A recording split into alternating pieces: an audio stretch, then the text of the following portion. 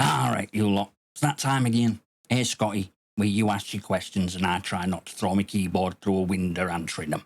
We've got bangers this week, including why Black Ops 7 feels like deja vu dipped in bullshit, whether Delta Force is already 6 feet under, and what else Splitgate's up to with those shield changes. So grab a brew, lower your expectations, and let's get stuck in.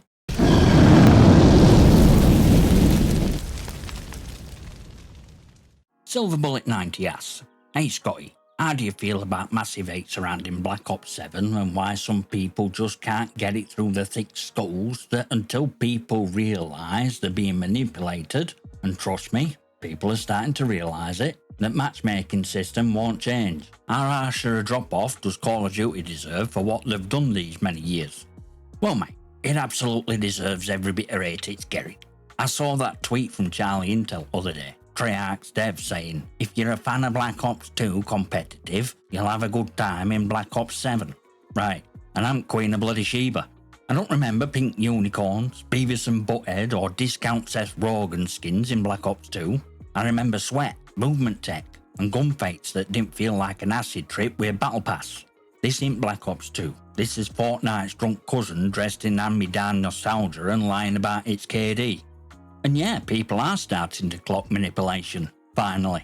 Steam charts tell story, even if it's just a slice of old pie. You don't need exact numbers to see trend. 488k peak during Modern Warfare 2, now struggling around 55k average across 4 games. That's not a player base, it's a post-mortem. And don't let them gaslight you with, but we have millions. Yeah, spread across how many fractured installs? Modern Warfare 2, Modern Warfare 3, Warzone, Black Ops 6, and Black Ops 7 soon. You're not growing, you're bleeding out while whales keep lights on. This isn't live service, it's a repackaged yearly scam. Same movement system, same cash shop, same clown show. But hey, now with more TikTok integration. God don't need a drop-off, it's already in free fall. Problem is, core audience is so deep in denial they're buying parachutes from the same people who pushed them out bloody plane. Thanks for the question, Silver Bullet. You bang on money. Ages444 asks, I'm curious about Black Ops 7 trailer. Do you think they intentionally misled people? Since early on, it looked like a good game or something else entirely until near end. Oh, 100% mate. That's marketing. Plain and simple. Same stunt movie industry's been pulling for decades.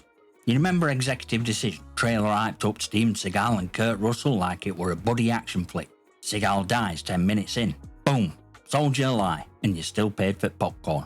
Black Ops 7's trailer did the same thing. Played serious card early, tension, mystery, Cold War vibes like, ooh, maybe this one's actually gonna hit.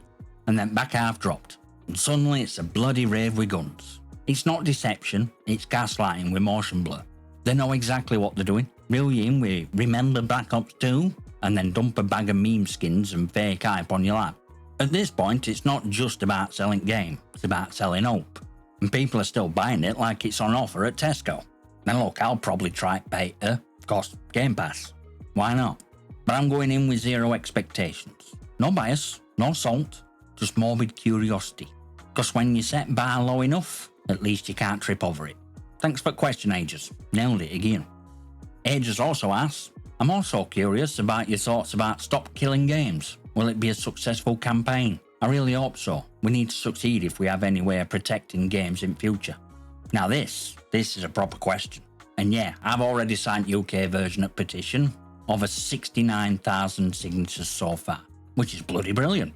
Because at the end of the day, this isn't just about a few shut down servers. It's about consumer rights. Plain and simple. Here in UK, we can buy a physical copy of a game, that's ours. We don't own IP, but we own that copy. And we've got legal rights to use it.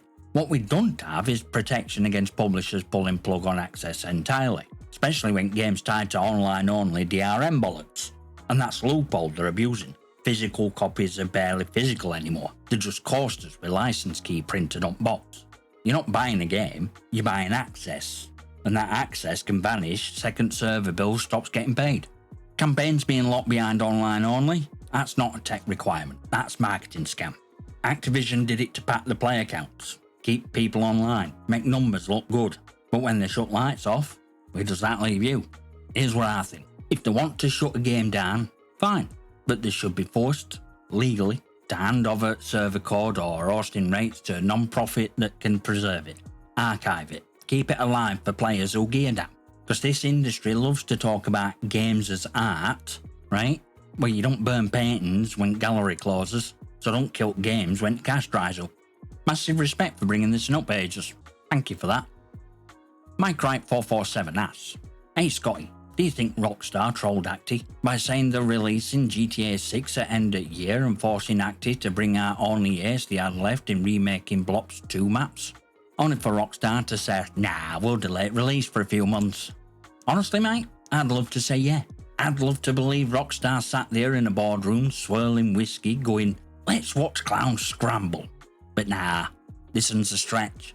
Black Ops 7's roadmap were already laid out well before Rockstar dropped GTA 6 trailer. Activision might be many things, greedy, manipulative, creatively bankrupt, but they don't slap together a full Black Ops 2 nostalgia cash-in overnight. That said, Rockstar existing on release calendar is enough to make anyone at Acti lose sleep.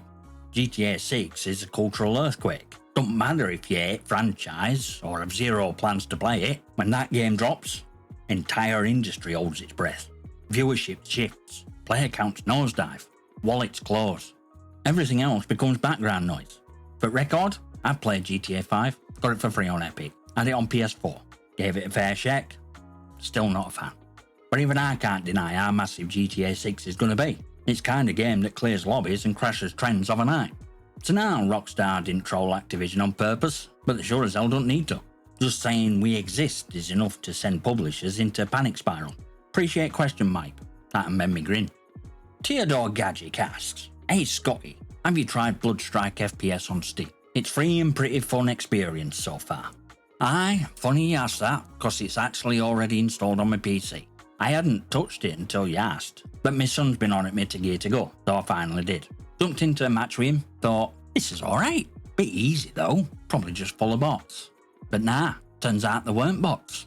Turns out I were pub stomping mobile players. CloudStrike on PC via Steam connects directly into the same servers as mobile version. And once I realised that, I felt filthy, like I'd just shoved a pensioner in a shopping trolley down a hill and called it a win streak. Don't get me wrong, feels like a good game, has some polish, tight enough gunplay, and my son says ranked lobbies are where real sweats live, but casual matches, bit of a joke when you're playing mouse and keyboard or even a controller on a decent rig against someone and a thumbstick held together with duct tape and lag.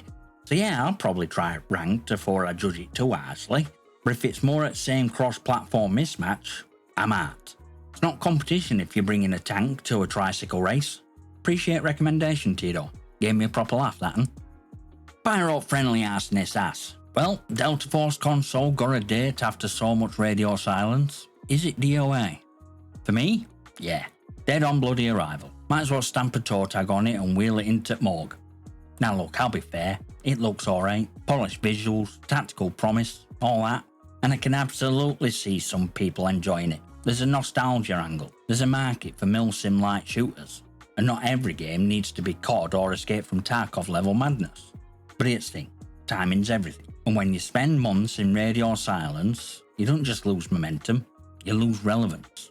You become background noise in a genre that moves faster than your servers couldn't even load bloody menu. By the time Delta Force makes it to console, average players already moved on to whatever next hype cycle is. And if you do manage to get their attention again, you'd better come on with something more than just, hey, remember this from 2003? I'm not rooting against it, every game deserves a shot, but as far as me jumping in, I'm already out, mate. Too little, too late. Cheers for a question, Pyro. Short and sharp, just how I like it. Vengeance48 asks, what non-shooters do you play? Well, you might be surprised by this, but I actually play more non-shooters these days than shooters. Shocking, I know, considering I've spent the last 22 years deep in bullet hell, twitch reflexes and frag grenades. But even I get tired of every game trying to beat next Fortnite clone. Let's start with current obsession, Balatro. I'm so hooked on it, I bought it on my bloody Chromebook. That's how you know it's serious. On PC and VR, I got Beat Saber, Muse Dash, Dirt Rally 2.0, Grid Legends, Need for Speed Unbound, Mortal Kombat 1, Zool, Dark Room, and of course a metric ton of Sonic Hedgehog. I've got enough Sonic games to open a museum, with exhibits. On Xbox, I got Bleach Brave Souls, Heaven's Remains, Ninja Gaiden 2, Shantae, Yu-Gi-Oh! And yep, more Sonic. Switch, you guessed it, even more Sonic. And Pokemon Scarlet. And before anyone starts, I know it's open world, I know I normally hate that, but that one's mainly for trades and battles with my son. I barely touched it otherwise. Even on mobile I sneak in a few games, which still includes Sonic. It's like a disease at this point. Now I do still enjoy shooters, especially campaigns. For online multiplayer, I play that on my terms now. Mechanics in modern shooters are getting so overcomplicated you'd think you need 3 thumbs and an AI co-pilot just to reload. And since I've only got one working hand, I've had to adapt. I could throw money at an accessibility controller, but honestly, I'd rather just find games that feel good to play and don't expect me to be a bloody octopus. So I play how I can, and I have fun doing it. Thanks for the question, Vengeance. Nice to talk about something outside FPS Warzone for once. Asian Persuasion asks, Hey Scotty, what's your thoughts on Splitgate's update? I think Shield now being more counterable is good for skill gap, but I know it'll upset a lot of players as well cause it's downgrade and more tactical. Honestly, I think it's a step in right direction. There's a lot to be said for what Splitgate 2's doing, and gameplay wise, they're ticking a lot at right boxes. That shield tweak? Yeah, I like it.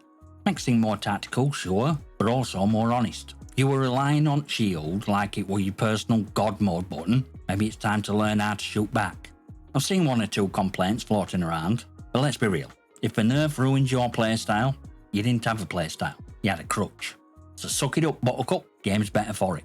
And now that rank's dropping this week, it's about to get even sweatier, which I'm all for. Let competitive lads go full throttle. That's what ranked is supposed to be. But, and here's the kicker, it won't mean jack if infrastructure's still balked. You can balance shields and tweak hitboxes all day long, but if I'm being routed through 3 continents to die behind cover, none of that matters. Ranked play needs local servers, not spaghetti netcode and hand-me-down routing from 2009. Still, I like direction they're heading. You just need to fix bloody foundation before building tower. Cheers for the question, mate. Good eye for details. That's your lot, folks. Solid questions across board.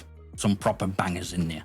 We've had a moan about Black Ops 7, exposed crossplay sins of Bloodstrike, paid our respects to Sonic, and even managed to squeeze in a rare moment of hope for Splitgate. Miracles do happen. If you got a question you want featured in next one, drop it in comments and make it spicy. Don't matter if it's gaming, gear, or just Scotty, why are you like this? If it's good, I'll answer it. Smash like it, subscribe, and I'll see you next time, you magnificent.